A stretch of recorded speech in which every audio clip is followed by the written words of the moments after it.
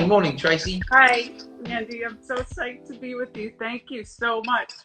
It's a pleasure. Thanks so much for taking the time out to join us.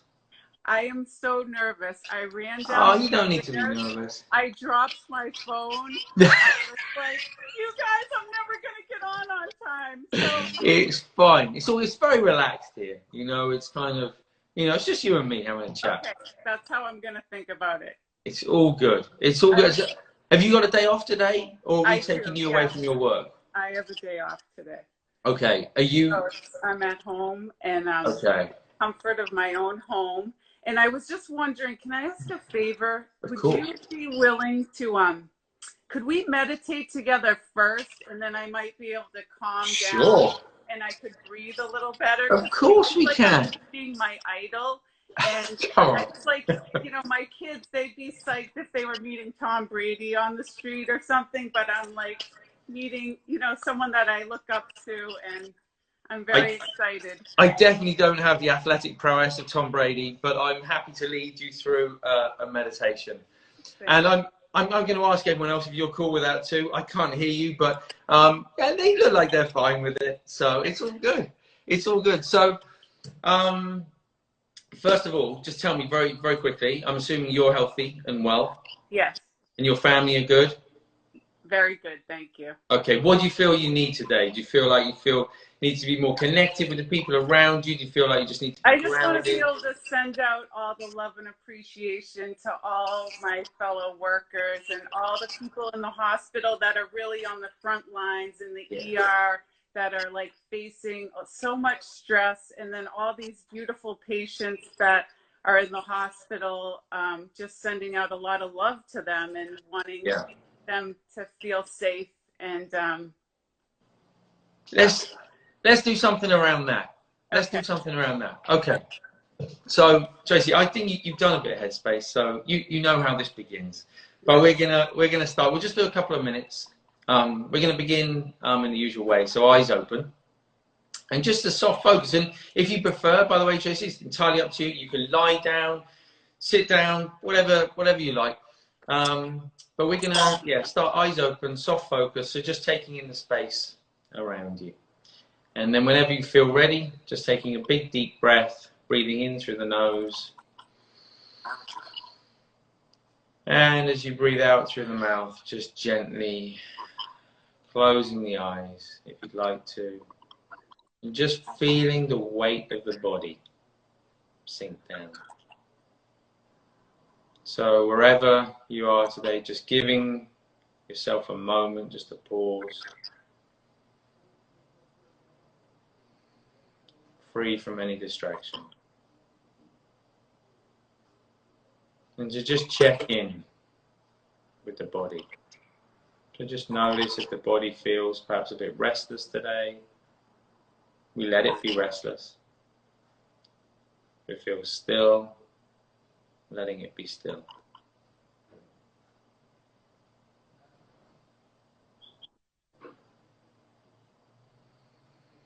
And as you sit there, just beginning to notice that movement of the breath. So without breathing in any special way,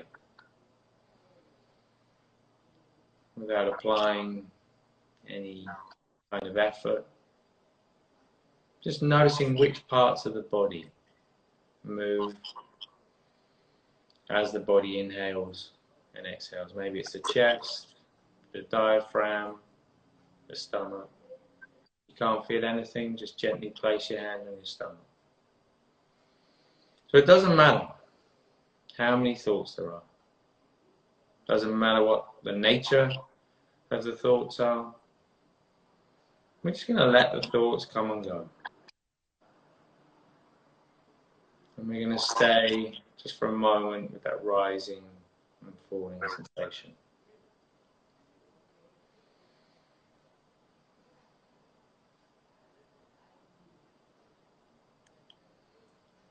And then I'd just like you to, in your mind, so we've done this some other days as well, just choose a person. It can be a person, it can be a group of people, it can be an entire hospital, doesn't matter, an entire community. But just as you picture Okay, it doesn't have to be in a lot of detail, just a sense of who you would like to send a feeling of love, happiness, positivity, good health, however you like to think of it. With each out breath, we're just going to imagine that we share whatever we have of that quality with that other person or with those other people. So as we breathe in, we're aware of the in-breath, but our focus is on that image, that idea of that person, that group of people. Each time we breathe out, just sending in, whether it's good health, feeling of love, of kindness.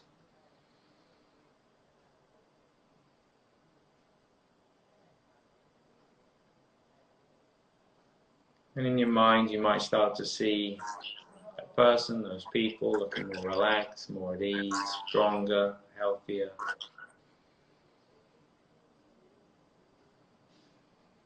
But just that sentiment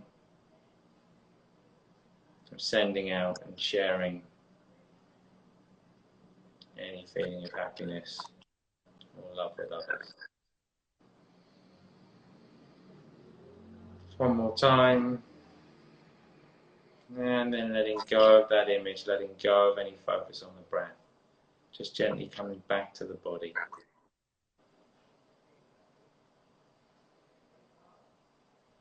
Back to any sounds around you. And whenever you feel ready, just gently opening the eyes again.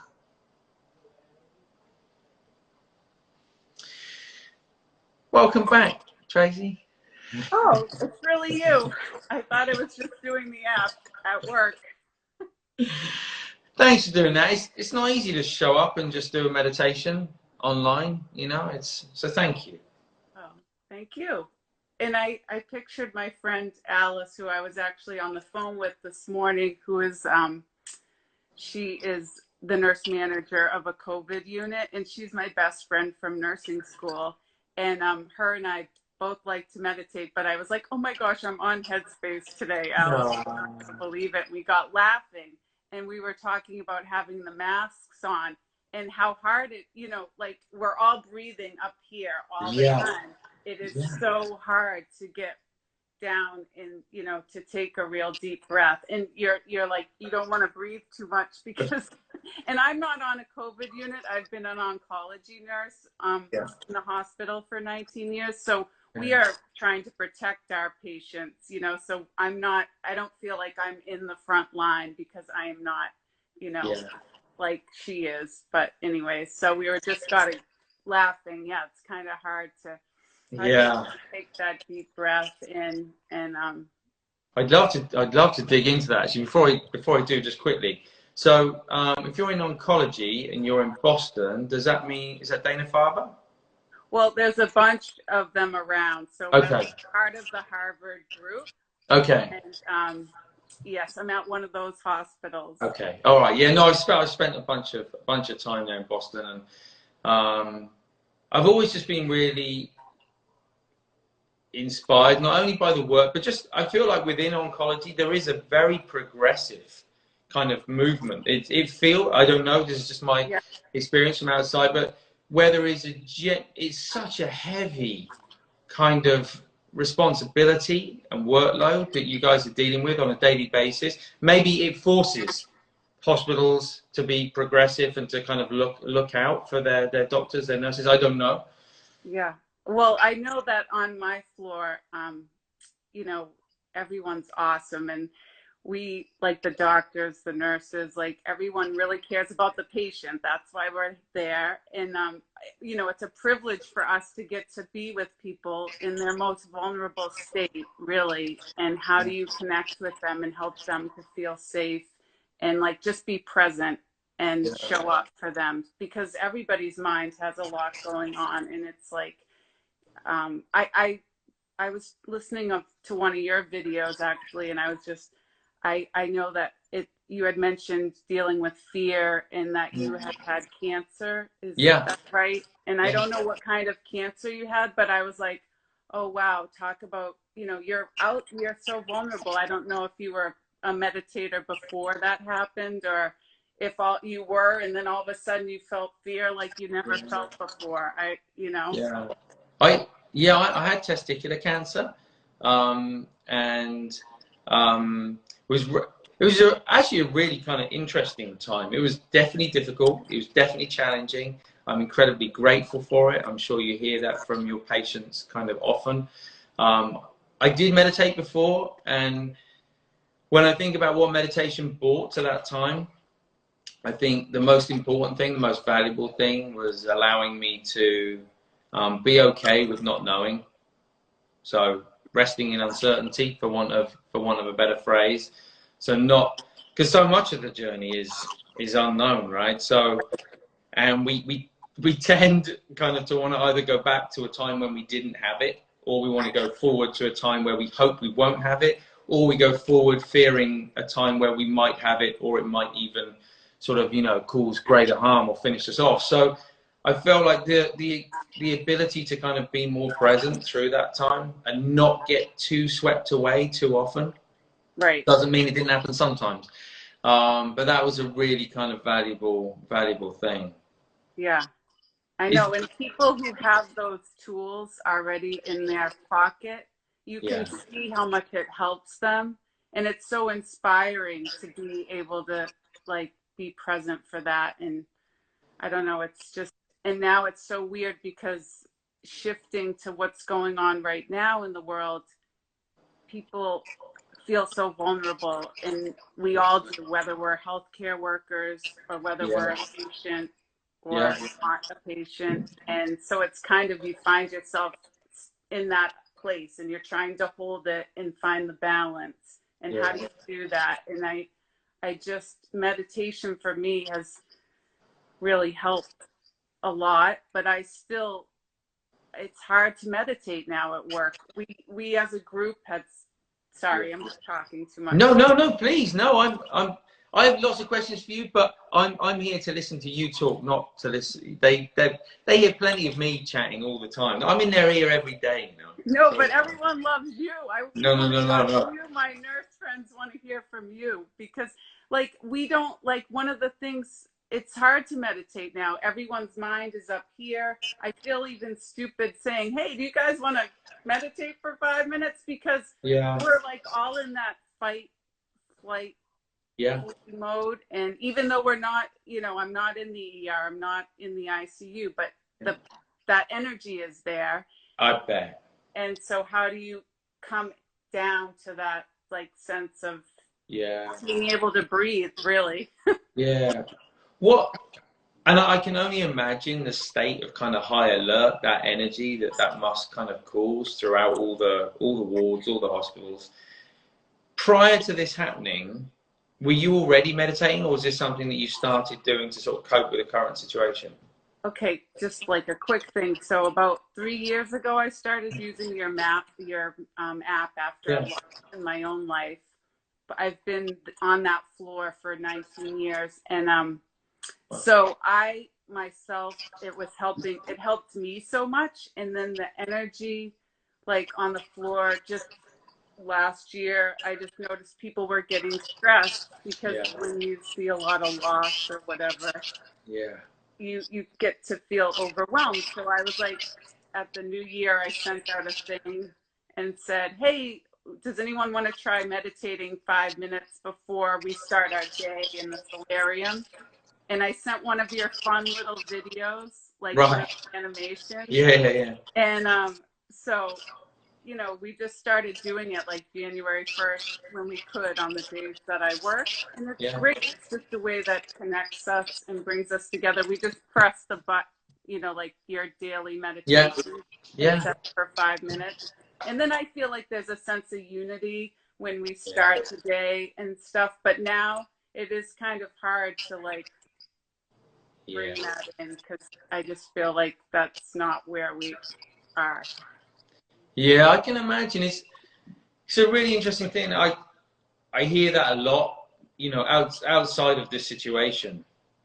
It's often in the times when we need it the most that we don't do it, or we don't make time for it, or we don't feel like we should be doing it. We should be doing kind of something else.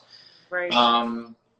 And I feel like that you could kind of even take that down a layer sort of further to the days that we tend to miss meditation, kind of are those days when we don't really feel like meditating. And we don't really feel like meditating because we don't really want to sit with ourselves. And we don't want to sit with ourselves because it's too painful, or because it's too difficult, or because it's too challenging.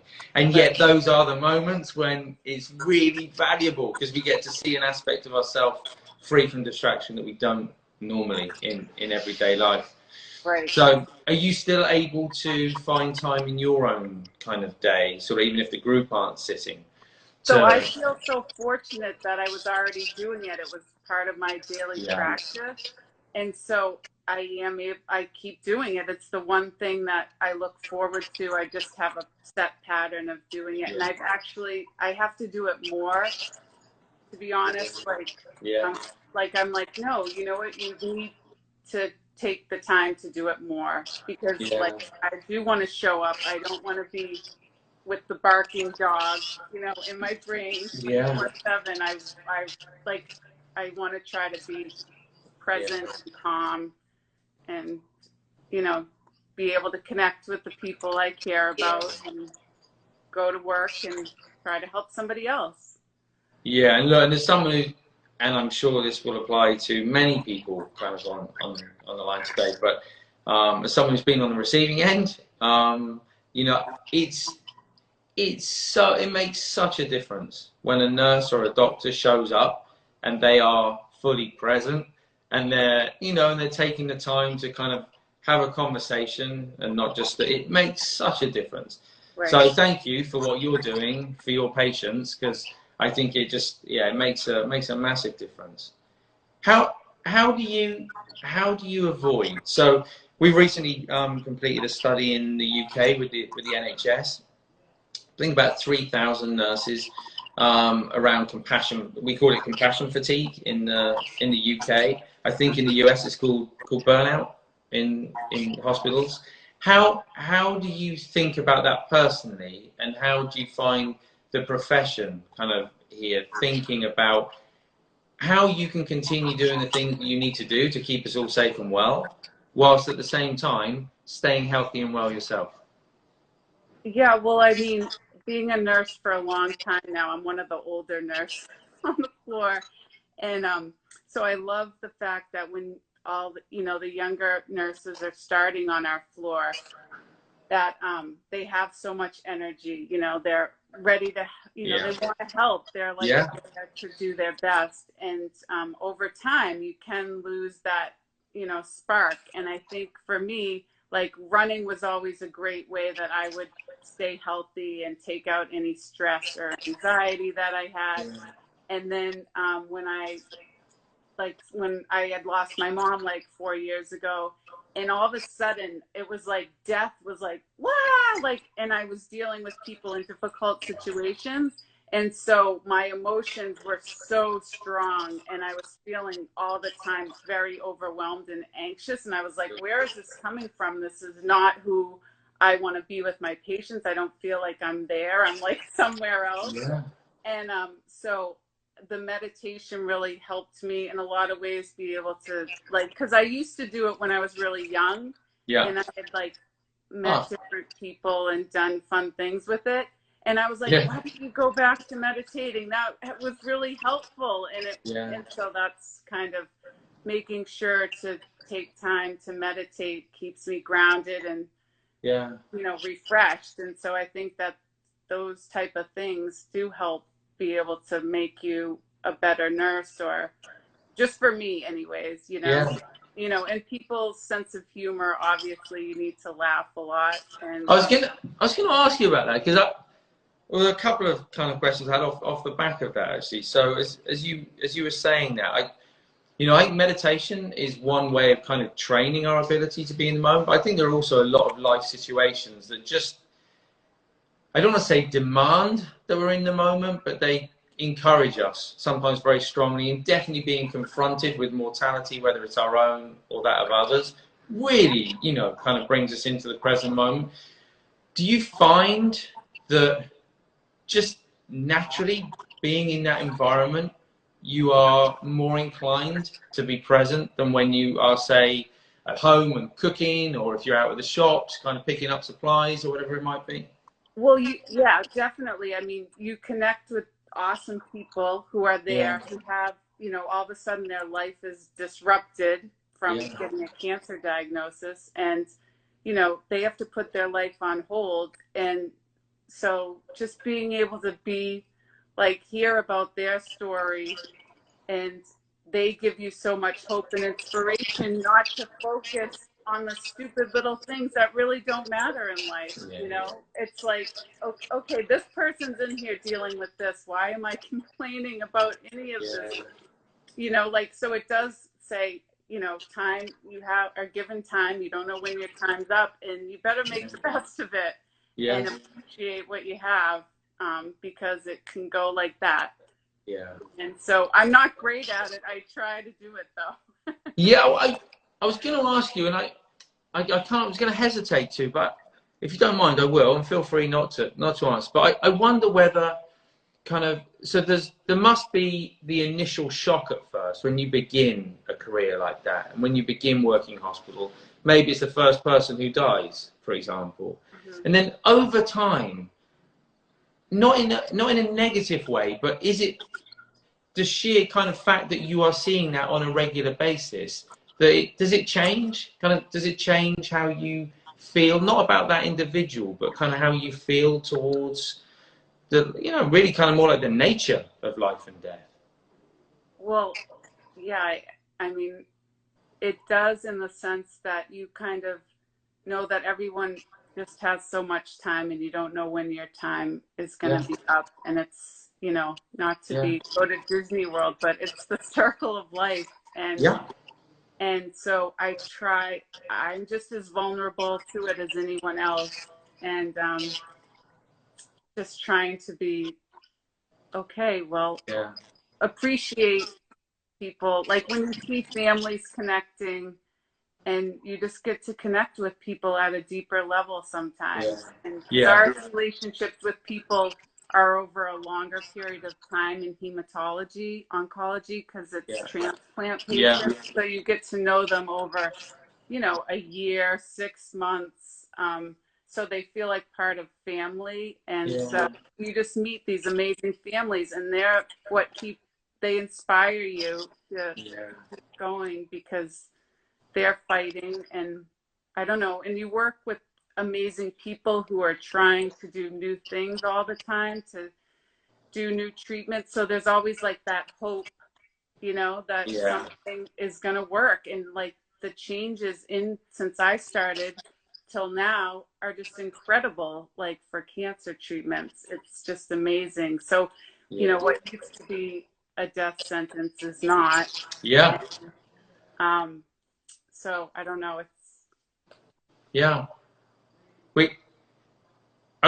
On that. So I remember we did some work with Livestrong, and we were talking about the dynamic of that. Actually, you were talking about those relationships you have with not just the patient, but also with the families. And that was a really interesting kind of insight in terms of how the doctors and nurses were looking at it. That yes, you know, the care is patient-centric, but it's kind of acknowledging the whole sort of environment, right? They're not on their own, and very often it's sometimes even more difficult for the people around the patient than it is for the patient themselves. In some ways, when we're a patient, there can be a kind of an act of surrender, and it's kind of like, okay, well, I just trust the doctors and nurses.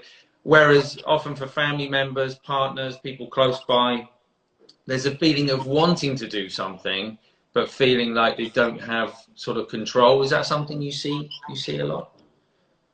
Yeah, I mean, like, especially right now when it's hard because the families can't come into the hospitals to visit with patients. And so they're feeling disconnected. And so people are using a lot with, you know, cameras, doing time and stuff like that. So that is, I hadn't thought that. So there's no visits at all. Right. Ooh. Yeah, that must be really hard. Disconnection. And then today, I think, like in today's world too, people don't have the supports necessarily. Like you see people who have a lot of family support, and then you feel sad for the people who don't have the family support, right. who are, you know, you want to be able to connect them. And I don't know where I'm going with that, but it's interesting. You meet people from all backgrounds. Yeah. And that's why I love nursing, and because you get to meet people from all over the world, from all different types of backgrounds. And so it's always so cool to connect with people and learn about people's lives from all over the place. And Yeah. You must hear some incredible stories. yeah. I bet. You mentioned earlier about having a sense of humor. So on the flip side of all this, I kind of feel like in terms of coping strategies, meditation is one. I feel like having a playfulness and a sense of humor I think is incredibly important to all of us in every kind of aspect of life, but it must become especially important in your career, right? Right. Yeah, I mean, when you can have a good laugh with a patient or a nurse, I mean, it makes it much more fun for sure. Yeah. Yeah, and it's funny, meditation itself is often seen as something kind of quite sort of serious, if you like. Yeah. And one of the things we wanted to do when we started Headspace was kind of how do we make it a bit more playful? And, you know, my teachers, not all of my teachers, most of my teachers always used to kind of say to me, you know, kind of like, it doesn't have to be this heavy kind of thing, you know, we can have some fun with it. It can feel more... Who was your teacher, like your favorite teacher? Who... So I've had lots of teachers. I'll mention a couple that I think were kind of really significant. One was a Tibetan teacher called Lama Yeshe Rinpoche. He's still around. He escaped from Tibet back in the late 50s. His brother set up a Tibetan Buddhist monastery in Scotland, which is still there to this day. It's a huge kind of place. So we're still in regular kind of touch. Believe it or not, elderly Tibetan lamas have email too. So we're in touch. He actually came out and visited the team, did a retreat with us all a few years back. Oh, nice. So I feel like he does have such playfulness is like such a big part of his character, his personality. I would say it even verges on sort of mischievousness at times. I really like that, and I hadn't seen it before in the world of meditation. I'd studied in plenty of monasteries, but it was always kind of quite serious. And someone who was willing to kind of continually kind of cut through that seriousness, I found really, really sort of beneficial. Yes. And that's what I loved about your stuff, was that it was so not like, ooh, meditation. It was like, oh my gosh, this is so fun with your little people animation. And like, that's why it is so, like, anybody can do it. It doesn't have to be this like weird thing that those people over there do, but it's like really practical and helpful just to, you know, I love how you're offering it free to healthcare workers. Thank you so much, because our pleasure. It's just a great tool to stay healthy when you're, you know, dealing. Thank you. Yeah, we should be thanking you. Like, I just think, you know, it's my only, my hope is, and having been on the fringes of healthcare, as we've tried over the last 10 years to kind of make meditation and mindfulness sort of a stronger part of the healthcare system. I just hope that the support that healthcare professionals are feeling, experiencing, and getting now is something that continues into the future and translates into other areas of their life. It's great that everyone's feeling so kind of passionate and kind of, you know, come on, you can. I love that, but I also know there are a lot of challenges, some of them systemic within healthcare that need to be addressed. So hopefully, coming out the back of this, there will be more support for you guys, and that will be sustained. Yeah. Can I ask a question about breathing? Yeah. So, I have a really hard time doing like the Buddha breath, like getting that deep breathing. It's really hard to get a deep breath. Like I find to plug one side of my nose. Then I'm able to breathe way fuller than if I just do the regular breathe in through the nose, out through the mouth. So I'm wondering if you could speak to that at all. Sure. So there's a few bits of this. So there are different ways of working with the mind. There are different ways of working with the breath. So some schools of meditation and of yoga too kind of will focus more on intentional breathing. So we breathe in a particular way. Let's say it's kind of we're trying to breathe more into our stomach, or we might breathe through one nostril or the other. But there's an intention to breathe in a particular way. The idea being that will change our breath, which in turn will change our mind. So the breath kind of connects the body and mind. So we can either come at it from the body side, breathe in an intentional way, and that will influence how our mind feels, or we can come at it from the mind point of view. So Headspace, we tend to kind of do more of the latter, which is, okay, although we take those first couple of deep breaths at the moment and at the beginning of the exercise, and I'll talk about why in just a moment, other than that, we just breathe as we normally do. We just and we don't worry. Maybe the breath is up here one day. Maybe it's here another day. Maybe sometimes it's in the stomach. Doesn't really matter. Our kind of task, if you like, is to apply an effortless effort. There is no intention to try and change anything. We are simply showing up as an observer, and in observing the mind, the breath naturally slows down, and then the body sort of tends to kind of feel the benefit of that. The only time we actually kind of do a forced breath is at the beginning, and that's really more of a grounding kind of exercise. We breathe in through the nose. I wouldn't worry too much where you feel it in the body.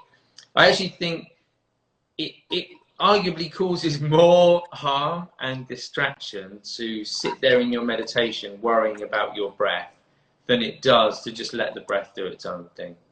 So I feel like the breath will find its kind of place, you know. And I know lots of people who can belly breathe really well, but who are quite distracted in their meditation. And I know other people who have very shallow kind of breath in their chest, but are actually able to maintain their attention. So it's more about awareness. Over time, you may see some changes in the breath, but I would encourage you to sort of just allow nature to do its thing. Sometimes it changes, sometimes it doesn't. Either way, it's okay. Thanks. Yeah. Okay. No worries. No worries. I don't know if you got any other questions, Tracy. I'm just going to check to. I got to hop back in a board meeting. I sneaked out of a board meeting just now. Thank you for doing that today. It's my pleasure. Thank you for making time for us. I just want to make sure I haven't missed. I think I caught most of the questions that came through. By the way, so much love for you here. Everyone, as I say, so grateful for yourself and all the healthcare workers at the moment for everything you guys are doing. I'm just sending so much love and blessings to all my colleagues everywhere and to all the patients, because we're all in this together, and wherever we are, and just thoughts and prayers to everyone out there, and just hope that medicine, science can come up with something. And in the meantime, just hoping that everyone stays strong and healthy. Yeah. Well, Tracy, again, thank you so much for what you're doing. Thank you for taking the time out today. So nice and to please pass on my warmest wishes to your colleagues at the hospital. I love that you got your own little meditation group going there. I hope that you can get it kick-started and it'll happen again kind of soon. But thanks for spreading the word. Thanks, Andy. Have a great day. Thank you. You too. And the rest of you, thanks so much for tuning in today, and I will see you back here tomorrow for Take 10.